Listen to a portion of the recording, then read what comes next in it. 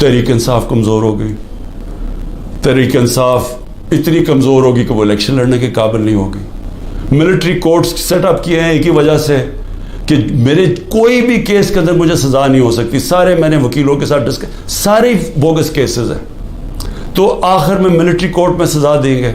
ये खोले इसलिए कि इमरान खान को सज़ा दी, चलो जी मैं जेल में चला गया। अब आगे चलेंगे, उसके बाद क्या होगा? उसके बाद पूछने की बात यह कि क्या पाकिस्तान जो तेजी से इस दलदल में फंसता जा रहा है इसमें निकल जाएगा? क्या हमारी माइशत जो इस वक्त कभी इतने बुरे हालात में नहीं थे जो आज है, क्या ये जो महंगाई पाकिस्तान की तारीख में सबसे ज़्यादा 12.4% थी जब हम इक़्तिदार में थे एक साल पहले, आज वो 38% पे पहुंच गई है। यानी लोगों को तनख्वाहदार तबके के लिए अब वो अजाब आ गया है और आता जाएगा।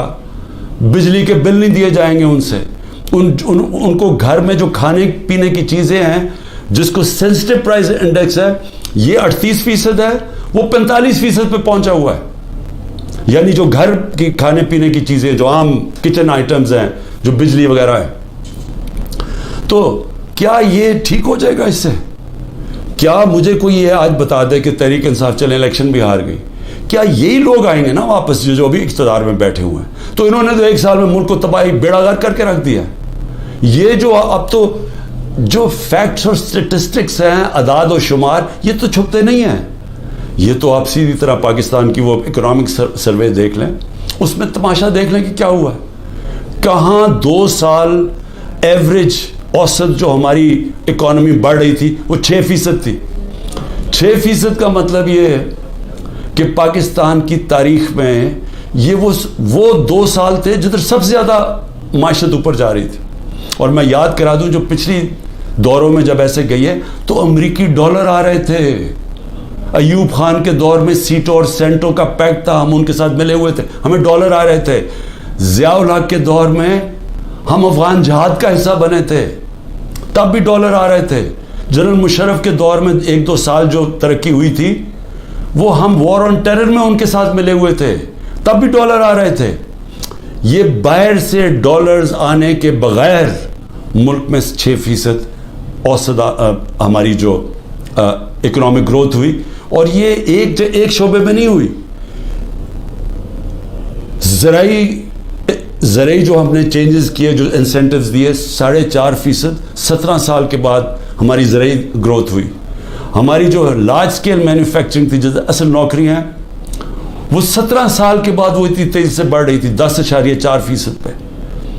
तो जो इंडस्ट्री भी बढ़ रही थी, हमारी ज़राअत भी, जो प्रोडक्शन सेंटर्स अब बढ़ रहे थे, पहली दफ़ा जोर लगाया था हमने आईटी के ऊपर, टेक्नोलॉजी के ऊपर, जो 75% उसकी एक्सपोर्ट्स बढ़ गई थी और आगे उन्होंने और आगे जा रहा था। बैरून मुल्क से ओवरसीज पाकिस्तानी पैसा भेज रहे थे। रोशन डिजिटल अकाउंट में $5 अरब आ चुका था और 1.5 साल के अंदर, और तेजी से बढ़ रहा था। यानी बैरून मुल्क पाकिस्तानी का पैसा आना शुरू हो गया था। बड़े प्रोजेक्ट्स थे हमारे, जिस तरह वो रावी सिटी, ये इस तरह के बड़े प्रोजेक्ट्स में ओवरसीज पाकिस्तानी का हमने पैसा लेके आना था। क्योंकि अभी तो सिर्फ घरों में घर लेते हैं ना, वो ज़्यादा से ज़्यादा रियल एस्टेट में, लेकिन असल जो पैसा जब आप पूरा शहर बना रहे हैं उसमें असल पैसा आना था, डॉलर्स आने थे पाकिस्तान में। और जो अगर ये सिंध हुकूमत ना हमारा वो प्रोजेक्ट बंडल आइलैंड का ख़त्म करती, बड़े बड़े अरबों डॉलर की वहाँ इन्वेस्टर्स तैयार थे आने के लिए, तो पाकिस्तान में डॉलर्स भी आ रहे थे। इतने ज़्यादा, जो आप बड़े बड़े बिजनेसमैन से पूछे कभी इतने उनके नफ़े हुए हैं, बिजनेसेस बढ़ रही थी। तो मुल्क जब तरक्की कर रहा था, उसको जब अब यहाँ पहुँचाया है और इन लोगों ने आके आज तबाही के किनारे पे खड़ा कर दिया है, ना बाहर से इन्वेस्टमेंट आ रही है, ना कोई पैसा आ रहा है, ना बाहर से किसी को इत्मीनान है, ना अंदर से, तो क्या इन्होंने इनको अब आगे ले जाके मुल्क ठीक करना है? तो मेरा सवाल 2 और है कि मुल्क तो तब ठीक होगा जब रूल ऑफ लॉ होगा। जब तक मुल्क में कानून की हुक्मरानी नहीं आती, कभी भी इस मुल्क के अंदर खुशहाली नहीं आएगी, इन्वेस्टमेंट नहीं आएगी। तो ये तो हम दूसरी तरफ चले गए हैं। हमारी अदलिया ने एक बड़ा एक पहले हमेशा इक़्तिदार के साथ चलती थी। एक सजाद अली शाह चीफ जस्टिस ने कोशिश की, ان کے اوپر پورا نواز شریف کا مافیا نے پورا ان کو ڈنڈوں سے اٹیک کر کے تو ان کو فارغ کر دیا پیسے چلا کے. اس کے بعد ہماری عدلیہ کبھی آزاد نہیں تھی. پہلی دفعہ 2007 میں وکلا کی موومنٹ شروع ہوئی, چیف جسٹس کے ساتھ وکلا کھڑے ہوئے, آہستہ آہستہ قوم کھڑی ہوئی, اور پہلی دفعہ پاکستان میں امید ہوئی کہ ہماری عدلیہ آزاد ہو رہی ہے. اور عدلیہ نے اچھے فیصلے کیے, لوگوں کو اعتماد آنا شروع ہوا آہستہ آہستہ عدلیہ میں. وہ سارا کچھ آج تباہی کے کنارے پہ پھر سے پہنچ گیا. آج عدلیہ سہم گئی ہے, ان کو ڈرایا دھمکایا جا رہا ہے, ججز کو ٹیلی فونس کال جا رہی ہیں, ان کے اوپر ٹیپیں دکھائی جا رہی ہیں بلیک میل کے لیے, یا آپ کے ٹیپیں ہیں یا آپ کے اوپر یہ کوئی کیسز بنائے ہوئے ہیں. وہ گھبرائے سہمے ہوئے ہیں. جو ججز کا ہم نے حالات دیکھے ہیں وہ اس مشکل حالات میں بھی پوری کوشش کر رہے ہیں کہ قانون کے ساتھ چلیں, لیکن ان کے اوپر وہ پریشر ڈالا جا رہا ہے کہ وہ کام کریں جو کہ سارا وقت ہماری عدلیہ کرتی ہے, طاقتور کے ساتھ چلے جائیں. اور پھر میڈیا کو جس طرح انہوں نے میڈیا کا منہ بند کیا ہے اور جس طرح کی دھمکی دی گئی ہے, اور میں آج یہ پوچھنا چاہتا ہوں وہ بڑے بڑے لوگ جو ہمارے دور پہ کہتے تھے کہ جی میڈیا کی آزادی کے اوپر ہم کوشش کر رہے ہیں وہ آزادی واپس لینے کے لیے, میں آج ان سے پوچھتا ہوں کہ آج وہ کدھر چلے گئے ہیں؟ آج کیوں نہیں آپ بول رہے؟ آج تو آپ کے اوپر وہ میڈیا کے اوپر کیا, یہ مارشل لاز کے اندر بھی نہیں ایسا تھا. مشرف کے مارشل لا میں بالکل اس طرح کی پابندیاں نہیں لگی تھی. آپ دیکھ لیں مشرف کا مارشل لا, یعنی میں اپوزیشن میں تھا, ہمیں پوری موقع ملتا تھا بولنے کا. آج تو نام بھی نہیں عمران خان کا کوئی لے سکتا, تحریک انصاف کا کوئی نمائندہ بھی نہیں جا سکتا. تو کدھر کی میڈیا کی آزادی؟ اور جمہوریت تو ہوتی ہے, جمہوریت کے پلر کیا ہوتے ہیں؟ سب سے پہلے فنڈامنٹل رائٹس پروٹیکٹ کرتی ہیں عدالتیں. جو ہمارے شہریوں کے فنڈامنٹل رائٹ ہے پرامن احتجاج کرنے کا, وہ ختم ہو گیا. ایک پولیٹیکل پارٹی کی اپنے جو ایکٹیویٹیز کرنے کے لیے جو اپنی جلسے کرتی ہیں, جلوس کرتی ہیں, وہ سب ختم ہو گئے ہیں. ایک پوری جو پارٹی 60 سے 70% پاکستان میں سب سے بڑی پارٹی ہے, اس کو بند کیا جا رہا ہے. اس کا مطلب جمہوریت ختم کی جا رہی ہے. عدالتوں کو دبایا جا رہا ہے, سپریم کورٹ کو تقسیم کیا ہوا ہے اور ان کو کمزور کیا گیا ہے.